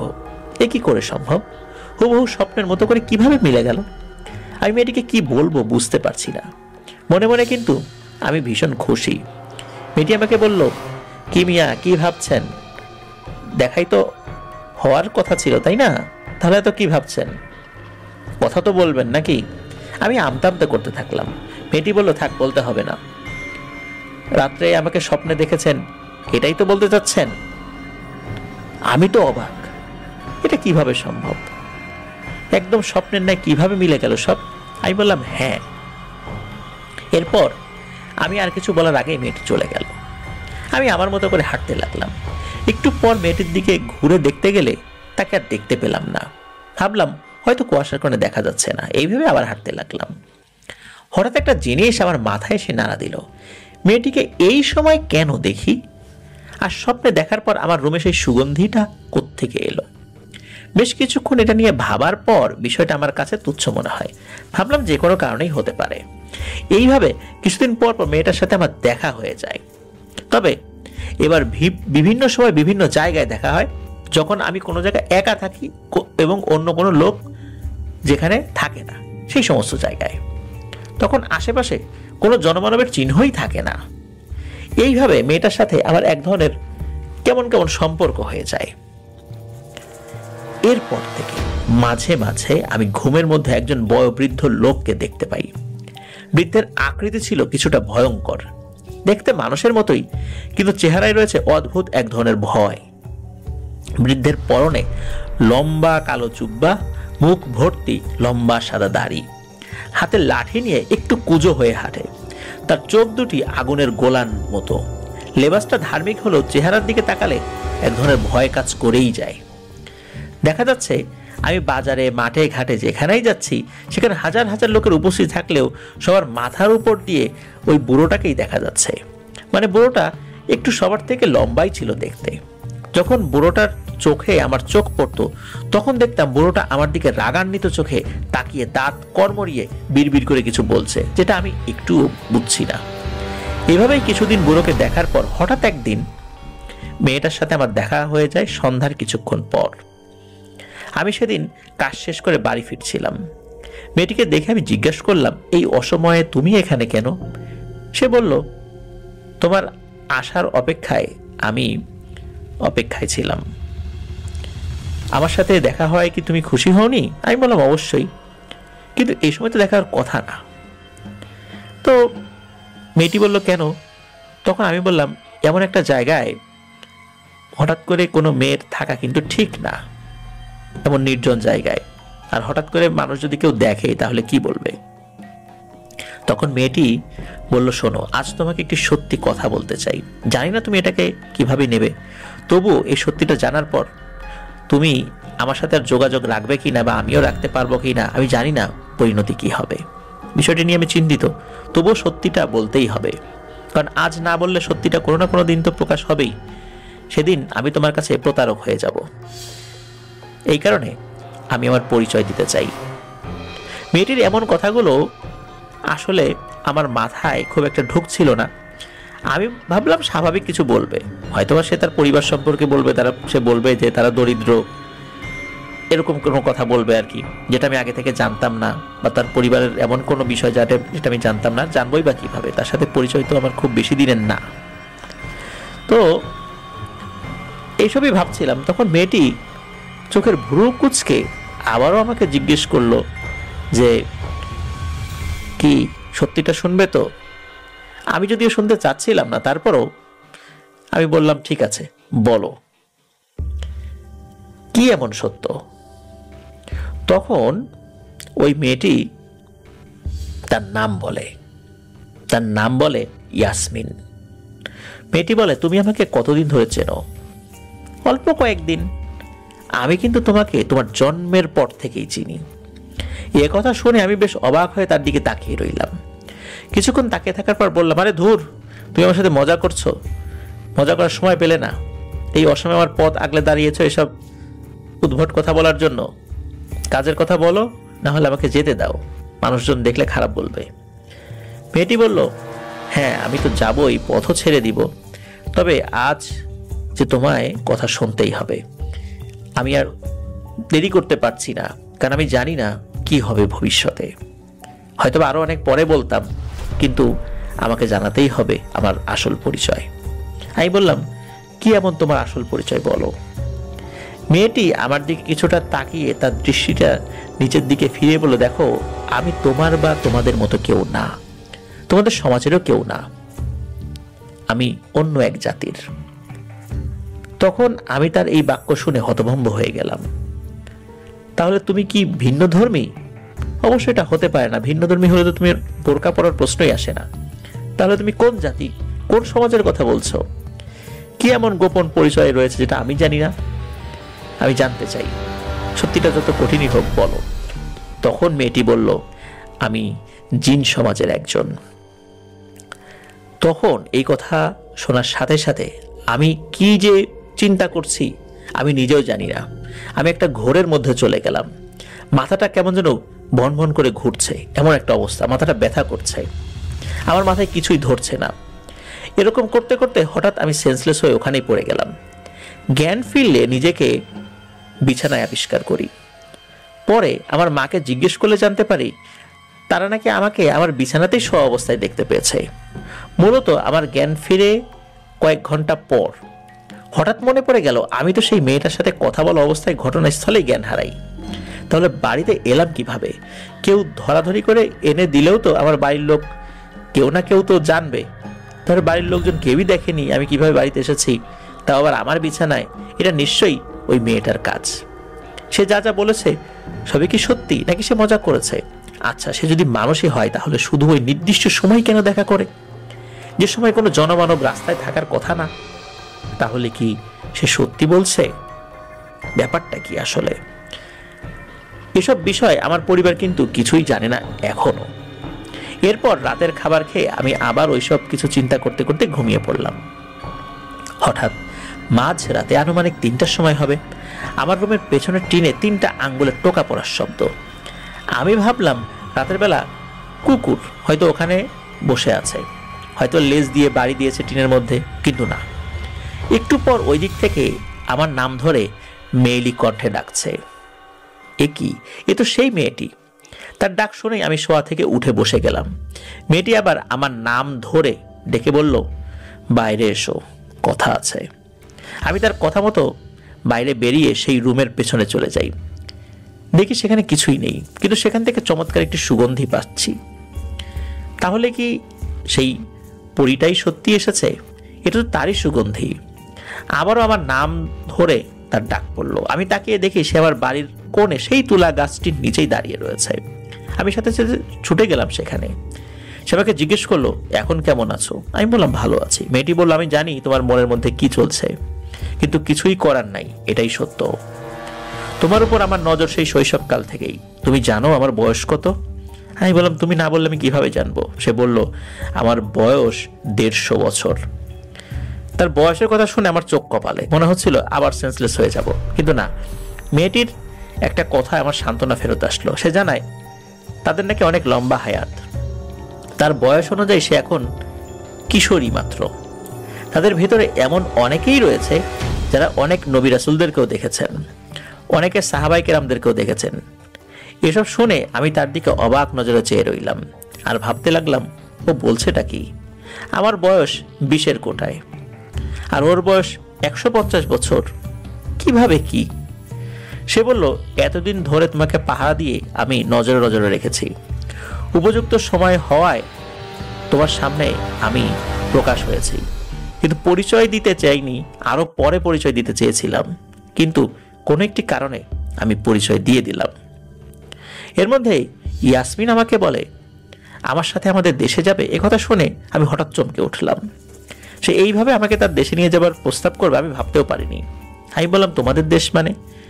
তোমাদের দেশে কেন যাব? না না, তুমি আমার দেশ, আমার বাড়িঘর ছেড়ে আমাকে কোথাও নিও না, আমি কোথাও যেতে পারবো না। তখন ইয়াসমিন বলল, তুমি কি ভয় পাচ্ছ নাকি আমার সাথে যেতে? ভয়ের কিছু নাই, আমি তোমাকে আবার এখানে দিয়ে যাব।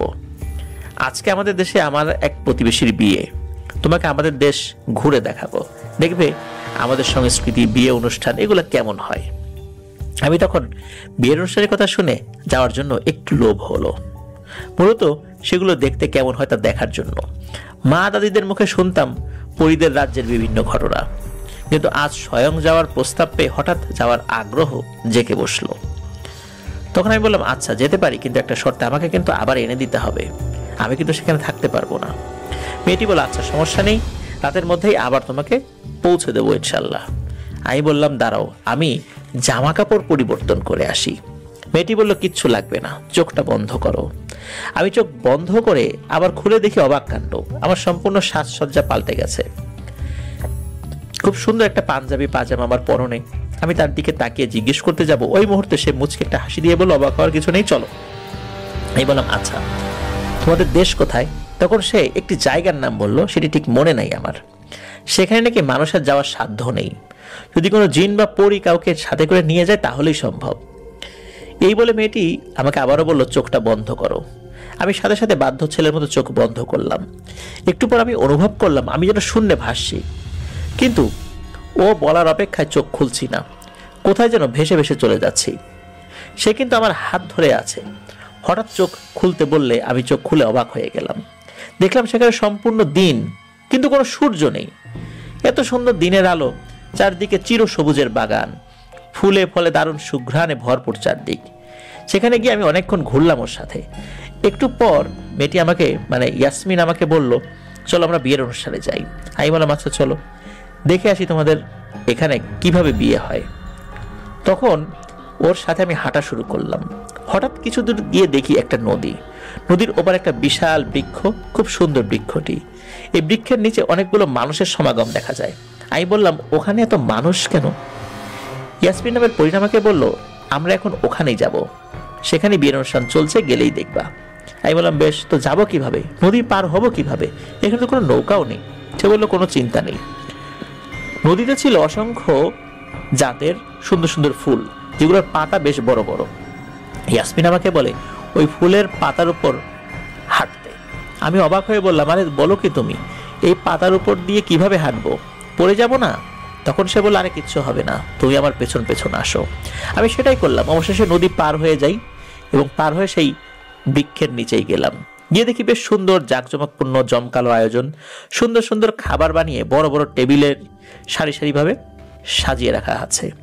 হরেক রকম ফল ফলাদি, হাজার আইটেমের মিষ্টান্ন জাতীয় খাবার, একদম চোখ ধাঁধানো আয়োজন।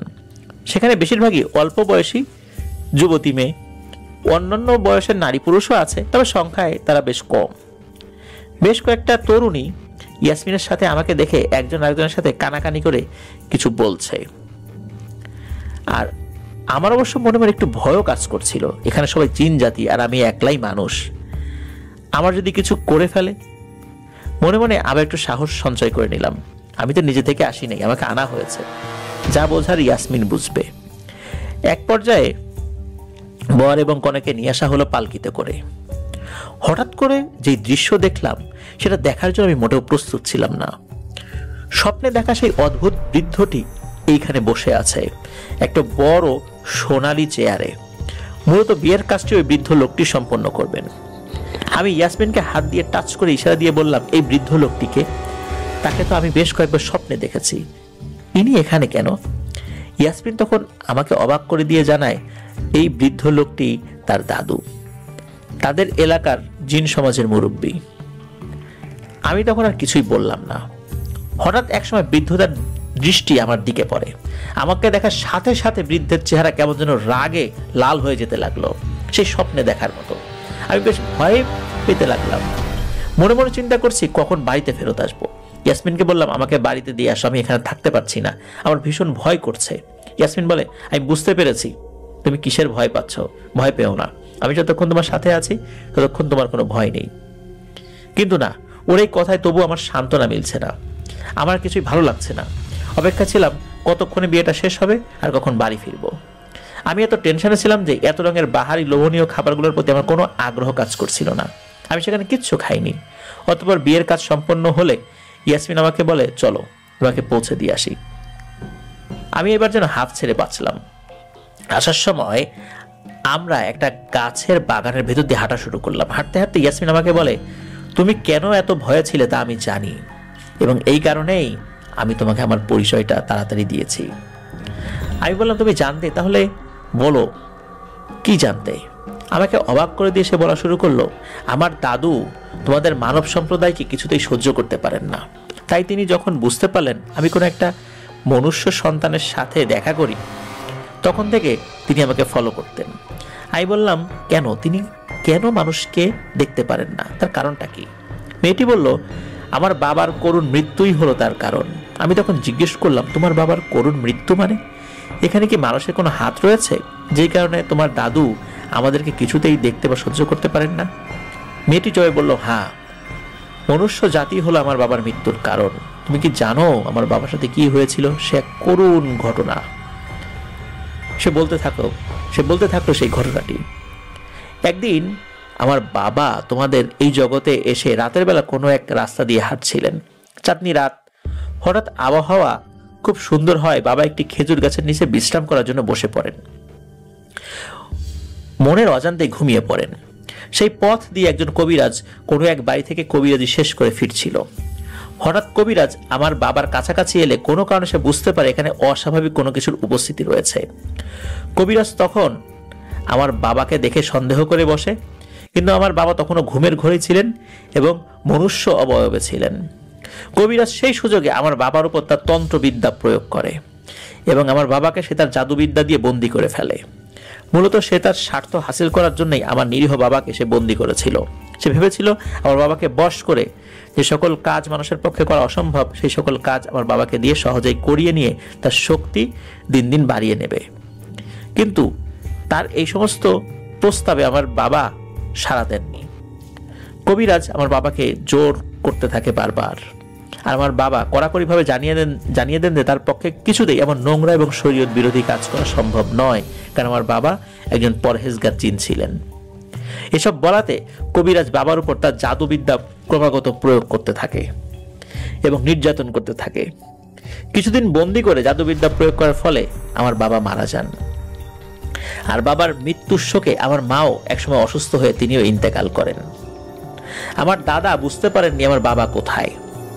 ওই কবিরাজ কিছু তন্ত্রমন্ত্র জানতো, যার কারণে আমার বাবাকে খুঁজে পাওয়া সম্ভব হচ্ছিল না।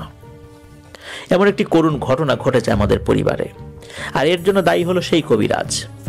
আর এই অপরাধের কারণে সেই কবিরাজ সহ তার বংশকে নির্বংশ করে দেয় আমার দাদার সৈন্য জিনেরা। তারা যখন বুঝতে পারে যে এই কবিরাজ আমার বাবাকে আটকে রেখে হত্যা করেছে, সেই থেকে আমার দাদু মনুষ্য জাতিকে ঘৃণার নজরে দেখেন। আর তাই তোমার সাথে কথা বলা আমার দাদু পছন্দ করে না বলে আমাকে অনেকবার বারণ করেছে আমি যেন তোমার সাথে আর না মিশি। কিন্তু আমি দাদুর নিষেধকে অমান্য করে তোমার সাথে দেখা করতাম। এতে আমার দাদু খুব ক্ষুব্ধ হন আমার উপর, কিন্তু বাপ মাহারা আদরের নাতনি বলে আমাকে কিছুই করতে না পেরে তোমাকে ভয় দেখায়। কিন্তু তুমি তো কিছুই বুঝতে পারোনি ভালো করে। আমি তখন বললাম, ও আচ্ছা, তাহলে এই ব্যাপার। যাই হোক, এই নিয়ে তার সাথে আমার আরো অনেক কথা হয়। হঠাৎ হাঁটতে হাঁটতে ইয়াসমিন আমাকে একটি কবরের সামনে নিয়ে গেল। সেই কবরের দিকে ইশারা দিয়ে বলল, এটাই আমার বাবার কবর, আর পাশে ওই যে আর একটা কবর দেখছো, ওটাই আমার মায়ের কবর, যে আমার বাবার শোকে মারা গিয়েছিল। একটু পর সে আমাকে চোখ বন্ধ করতে বলে, আর কিছুক্ষণ পর চোখ মেলে দেখি আমি সেই আগের জায়গাতেই আছি, আমার পরনেও সেই আগের পোশাক। যাই হোক, বেশ কিছুদিন পার হয়ে যায়। হঠাৎ ইয়াসমিন আমার কাছে আসা বন্ধ করে দেয়। আসলে কাছে আসা বন্ধ হয়ে যায় আর কি। কি হয়েছে কিছুই বুঝতে পারি না। সে কেন আসে না, আমার সাথে কেন সে কথা বলে না, এসব নিয়ে আমার বারে দুশ্চিন্তা। তার সাথে যেসব জায়গায় দেখা হতো সেই সব জায়গায় গিয়ে বসে থাকতাম, তার আসার অপেক্ষা করতাম, কিন্তু না, সে আসে না। এভাবে কাটতে লাগে আমার দিন রাত। হঠাৎ একদিন রাতের বেলা আধো আধো ঘুম চোখ, কারণ আমার ঠিকই সজাগ রয়েছে, রাত প্রায় 2:30 কি 3টা হবে। হঠাৎ আমার রুমটা কেমন জানি ভারী ভারী গরম হয়ে গেল। একটা বন্ধ আবদ্ধ রুমে 4 দেয়ালের ভেতরে একটি ভ্রমরকে ছেড়ে দিলে যেরকম একটা ঘুম ঘুম শব্দ হবে, সেই রকম একটা শব্দে আমার চারদিক কেমন যেন মুখরিত লাগছে। হঠাৎ দেখলাম ছোট্ট একটা বলের ন্যায় আলো আস্তে আস্তে বড় হয়ে একটা অবয়বে পরিণত হলো। সেই অবয়বটা আর কেউ নয়, সেই বৃদ্ধটি। বৃদ্ধকে দেখে ভয় আমার জ্ঞান হারানোর মতো অবস্থা, কিন্তু না, আমি কিছুতেই জ্ঞান হারাচ্ছি না। আমার ইচ্ছা হচ্ছে আমি জ্ঞান হারিয়ে যাই, কিন্তু আমার জ্ঞান হারাচ্ছে না। ভয়ে প্রচুর ঘামছিলাম। বৃদ্ধটি আমায় ডেকে বলে, কিরে, তোর তো দেখছি বিরাট সাহস, তুই আমার নাতনির সাথে বন্ধুত্ব করেছিস, আবার আমার জিন রাজ্যেও গিয়েছিস। অবশ্যই তোর যাওয়ার কোনো ক্ষমতা নেই, আমার নাতনি নিয়ে গেছে বলেই তুই গিয়েছিস, কিন্তু তুই তো মানা করতে পারতি, তাহলে তুই মানা করলি না কেন? তোদের মনুষ্য জাতিকে আমি বিন্দুমাত্র সহ্য করতে পারি না, অতএব সাবধান, ইয়াসমিন থেকে দূরে থাক, নইলে তোর সহ তোর বংশকে নির্বংশ করে দিব, কিন্তু আমার রাগ কিন্তু বাড়াবি না। এই বলে গেলাম। খালি আমার নাতনির মুখের দিকে তাকিয়ে তোর এখন কোনো ক্ষতি করলাম না, কিন্তু করব, কিন্তু মনে রাখিস। এই বলে এই অভাবটা কোথায় যেন মিলিয়ে গেল। হঠাৎ করে রুমটা স্বাভাবিক হয়ে গেল, সবকিছু আগের মতোই লাগছে। আমি কি করব কিছুই বুঝতে পারছি না। এইদিকে আমি দিনে হোক বা রাতে একা একা কোথাও বের হলে সেই বৃদ্ধ অবয়বটিকেই দেখতে পাই। আগে স্বপ্নে দেখতাম, এখন বাস্তবে দেখতে পাই। অবয়বটা আমাকে ইশারা দিয়ে কিছু একটা বোঝাতে চায়, আর বিশ্বে একটা হাসি দিয়ে কোথায় যেন মিলিয়ে যায়। এদিকে কয়েকদিন সেই ইয়াসমিনের কোনো খোঁজ নেই। একদিন হঠাৎ রাত 11টা বা 12টা হবে, বাড়ির পেছনে মেইন রোড, রাস্তার ধারে বসে ইউটিউবে পুরাতন ভূত এফএমের এপিসোডগুলো শুনছিলাম। এরকম প্রায় ঘন্টাখানেক শুনে কি বুঝে হাতের ডান দিকে একটু তাকালাম। আমার থেকে প্রায় 10 গজ দূরে হবে, চাঁদনি রাত ছিল, দেখছি একটা বেশ বড় আকৃতির একটা সাদা বিড়াল রাস্তার ওই দিকটা থেকে আমার দিকে আসছিল। তো বিড়ালটা দেখে বিষয়টা আমি স্বাভাবিকভাবেই নিলাম। বিড়ালটি আমার পেছন দিক থেকে আমাকে পাস করে যাওয়ার সময় একটা বিশ্রী গন্ধ নাকে এসে লাগলো। সাথে সাথে আমি বমি করে দিলাম, এত দুর্গন্ধ আসলে সহ্য করার মতো না। এরপর দেখি রাস্তার অপর পাশ থেকে একটা সাদা বক, এত বড় বক আমি জীবনেও দেখিনি। বেশ ভয় পেয়ে গেলাম বকটিকে দেখে। বকটিও আমাকে পাশ করে অপর দিকে চলে যায় এবং সঙ্গে সঙ্গে সেই বিশ্রী গন্ধটা ভেসে আসে। আমি আবারও বমি করে দিই। এইবার বিষয়টা আমার কাছে অস্বাভাবিক লাগে। আমি সাথে সাথে উঠে বাড়ির দিকে দৌড় দিই এবং ঘরে ঢুকে দরজা বন্ধ করে ঘুমিয়ে পড়ি। সেই রাতে আর কোনো সমস্যা হয় না। সমস্যা হয় পরের দিন থেকে, হোক দিনের বেলা বা রাতের বেলা। নির্জনে কোথাও একা একা হাঁটলে মনে হয় যে আমার সাথে কেউ একজন আছে, কিন্তু আশেপাশে তাকালে কিছুই দেখতে পেতাম না। রাতে ঘুমাতে গেলে মনে হয় কেউ একজন আমার পাশেই শুয়ে আছে, কিন্তু তাকালে কাউকেও দেখতাম না।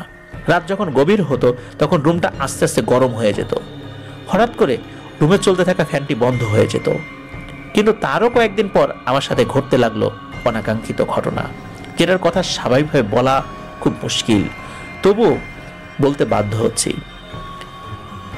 এভাবে চলছিল। মাঝরাতে হঠাৎ করে আমার পুরো শরীরের মুভমেন্ট বন্ধ হয়ে যেত। কোনো একটি অবয়ব আমার শরীরের উপর জেঁকে বসত। আমি অনুভব করতাম, কিন্তু নড়াচড়া করতে পারতাম না, আওয়াজও করতে পারতাম না। এইভাবেই চলছিল সময়। শুধু রাত হলে আমি ভয়ে ভয়ে থাকতাম, কখন যে এই অবয়বটি আমার উপর জেঁকে বসে। রাত মানেই আমার জীবনে কালো অধ্যায়ের সূচনা ঘটত। আমি মনে করতাম এটা হয়তো আমার স্বপ্নের ভেতরে আসে, কিন্তু এরকম চলতে থাকার ফলে আমার শারীরিক অবস্থা খারাপ হয়ে যায়। অল্প কিছুদিনের মধ্যে আমি একদম শুকিয়ে যাই, শারীরিকভাবে ভীষণভাবে দুর্বল হয়ে পড়ি, যেটা আমার পরিবার লক্ষ্য করে এবং লক্ষ্য করাটাই স্বাভাবিক। তারা আমার কাছে জানতে চাইলে আমি খুব একটা কিছু বলতে পারতাম না। কারণ হলো সকালবেলা আমি অনেক কিছুই ভুলে যেতাম, কিন্তু তারা আমার শরীর খারাপের মূল কারণ যখন আমাকে জানতে চায়, আমি কেউ কিছু একটা বলতে পারি না যে আসলে কেন হচ্ছে। কিন্তু ইয়াসমিনের ওই বিষয়টাও আমি তখন বলিনি পরিবারকে, কারণ এটা বলা নিষেধ ছিল। কিন্তু আমার শরীরের এই অবস্থা কেন হচ্ছে, এই বিষয়টি আমি মনে রাখতে না পারার কারণে, মূলত রাতের ওই ঘটনাটা আমার মনে থাকতো না বলে আমি পরিবারকে একদম অ্যাকুরেটলি বলতে পারতাম না। একবার কি হলো, আমার এক বন্ধুর কাছে ইয়াসমিনের বিষয়টা খুলে বলি এবং এই সমস্যা যে শুরু হয়েছে, শরীর খারাপ হওয়ার সমস্যাটা, এইটা হয়তোবা ওই কারণে হতে পারে বলে আমি আমার বন্ধুর কাছে জানাই। তখন আমার বন্ধু আমার পরিবারকে বিষয়টা জানায় এবং ভালো একজন হুজুরের সন্ধান দেয়। সেই হুজুরের কাছে গেলে বিষয়টা সম্পূর্ণ একলাভাবে হুজুরকে আমি শুরু থেকে বলে যাই। তখন হুজুর বিষয়টা বুঝতে পারেন এবং তিনি জানান যে রাতের বেলা কি ঘটনা ঘটে এবং কেন আমি ভালো করে মনে রাখতে পারি না, মূলত আমাকে ভুলিয়ে দেওয়া হয়। ওই হুজুর আমার পরিবারকে বিষয়টি জানান। হুজুর জানান এই যে সমস্যাটা হচ্ছে, আমার শরীরের উপর রাত্রে কেউ একজন জেঁকে বসে, এটা মূলত ওই বৃদ্ধ জিনের কাজ। সে একটি দুষ্টু পরীকে আমার পিছনে লেলিয়ে দিয়েছে এবং আমার শরীরের শক্তিগুলো আস্তে আস্তে নিঃশেষ করে দিচ্ছে, আমাকে ভেতর থেকে একদম শেষ করে দিচ্ছে। আর এই ক্ষতিটা করার মাধ্যমে আমাকে একদম মেরে ফেলতে চায় আর ইয়াসমিনকে আমার কাছ থেকে দূরে সরাতে চায়। এইভাবে ওই দুষ্ট পরীটা একসময় আমাকে মৃত্যুর মুখে নিয়ে যাবে। এমনিতেই সে আমার যে ক্ষতি করেছে এটা পুষিয়ে নেওয়া অনেকটাই কঠিন ব্যাপার।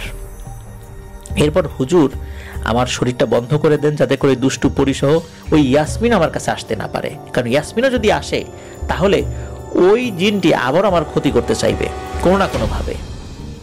হুজুর আমাকে একটা তাবিজ দিল, আমি তাবিজ নিতে অস্বীকার করি, যেহেতু তাবিজ ব্যবহারে ইসলামে নিষেধাজ্ঞা রয়েছে। পরে হুজুর আমাকে বেশ কয়েকটি তাবিজ লিখে দেন, যেগুলো 41 দিন পর্যন্ত একটা একটা করে পানিতে ভিজিয়ে পান করতে হবে এবং ওই পানি দিয়ে গোসল করতে হবে। তারপর কিছু তেল পরে এবং বিভিন্ন জিনিস পরে দেন। আর এটাও বলেন যে আমি যেন সকাল সন্ধ্যা 4 কুল, মানে সূরা কাফিরুন, সূরা ইখলাস, সূরা ফালাক এবং নাস, এগুলো পরে শরীর বন্ধ করে রাখি সব সময়। কারণ এই 4 কুলের অনেক ফজিলত রয়েছে। বিশেষ করে 4 কুল অর্থাৎ এই কুল শব্দ দিয়ে 4টি সূরা পড়ে শরীর বন্ধ করে রাখলে কোনো জিন শয়তান, কালো জাদু ওই শরীরের উপর প্রভাব বিস্তার করতে পারবে না। এরপর থেকে আমি ধীরে ধীরে স্বাভাবিক হতে শুরু করলাম। কিন্তু ওই ঘটনার পর থেকে কোথাও নির্জনে একা থাকলে আমি কারো একটা উপস্থিতি টের পাই এবং ওই উপস্থিতি কখনো সুগন্ধ বয়ে আনে, কখনো দুর্গন্ধ বয়ে আনে। যখন সুগন্ধ বয়ে আনে তখন ওই সুগন্ধিটা আমি টের পাই ওটা ইয়াসমিনের সুগন্ধি। আর যখন দুর্গন্ধ আসে তখন আমি বুঝতে পারি এখানে কেউ একজন ক্ষতি করার জন্য এসেছে, কিন্তু কাছে আসতে পারে না। আলহামদুলিল্লাহ এখন আমি আগের থেকে ভালো আছি।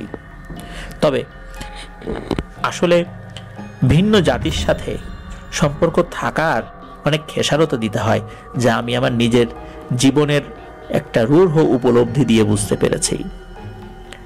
মানুষের সাথে আসলে মানুষের সম্পর্কটাই মানানসই। সকল লিসেনারদেরকে জানাচ্ছি শুভেচ্ছা, ভালোবাসা। লিসেনার্স, ঘটনাটি আপনারা শুনলেন। ঘটনাটি আমার কাছে কিছু কিছু জায়গায় একটু কমন মনে হয়েছে, কারণ যদি জিনদের রাজ্যে যাওয়া যায় সেখানকার যে ব্যাপারগুলো, যেভাবে যাওয়া যায়, যেভাবে ফেরত আসে, এই ব্যাপারগুলো কিন্তু আমরা মোটামুটি শুনেছি এর আগেও। কিন্তু যেই জায়গাটাতে আমার কাছে খারাপ লেগেছে, এই অর্থে খারাপ লেগেছে যে একটা কবিরাজ একটা ভালো জিনকে আটক করে ফেলে, সেই জিনটি কোনোভাবেই রাজি না হওয়ার কারণে তাকে হত্যা করে এবং সেই জিনের শোকে তার স্ত্রীও মারা যায়। তো এটা আমরা সাধারণত মানুষের বেলায় শুনে থাকি। জিনদেরও এমন অনুভূতি রয়েছে, নিজেদের মধ্যে ভালোবাসা রয়েছে, এই বিষয়গুলো আমাদের সামনে খুব একটা আসে না।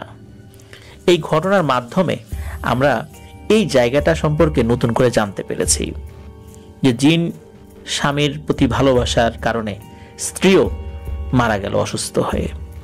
এটি আসলে খুবই হৃদয় বিদারক একটি ব্যাপার। এ ধরনের ঘটনা ওই জগতে ঘটলেও সেগুলো আমাদের সামনে আসলে কখনো আসার কথা না। এই ঘটনার প্রেক্ষাপটেই আমরা তাদের বিষয়ে, তাদের আবেগ নিয়ে কিছুটা হলেও জানতে পারলাম। আর এই কারণেই মূলত ওই ইয়াসমিনের যিনি দাদা, উনি মনুষ্য জাতির প্রতি খুব ক্ষিপ্ত ছিলেন। আর আমাদেরকে যিনি ঘটনা পাঠিয়েছেন ফাহিম, তার উপরও ক্ষিপ্ত হয়েছেন। অনেক ট্রিটমেন্ট করার পরে ফাহিম এখন ভালো। আশা করি উনি ভালো থাকুন, সুস্থ থাকুন, স্বাভাবিক জীবনযাপন করুন, এটাই আমরা কামনা করি। প্রিয় লিসেনার্স, এটাই ছিল আমাদের এবারের এপিসোড। আশা করি আমাদের এবারের এপিসোডটি ভালো লেগেছে। আর ভালো লাগলে কিন্তু সাবস্ক্রাইব করতে ভুলবেন না। প্রিয় লিসেনার্স, আপনাদের সামনে নতুন আরো একটি এপিসোড নিয়ে হাজির হচ্ছি। সে পর্যন্ত সবাই ভালো থাকুন, সুস্থ থাকুন, আমার জন্য দোয়া করবেন, আমার পরিবারের জন্য দোয়া করবেন, আপনাদের জন্য দোয়া রইল, আপনাদের পরিবারের প্রত্যেকের জন্য দোয়া রইল। মহান আল্লাহ সুবহানাহু ওয়া তাআলা আমাদেরকে ভালো রাখুন, সুস্থ রাখুন, নিরাপদে রাখুন। আসসালামু আলাইকুম।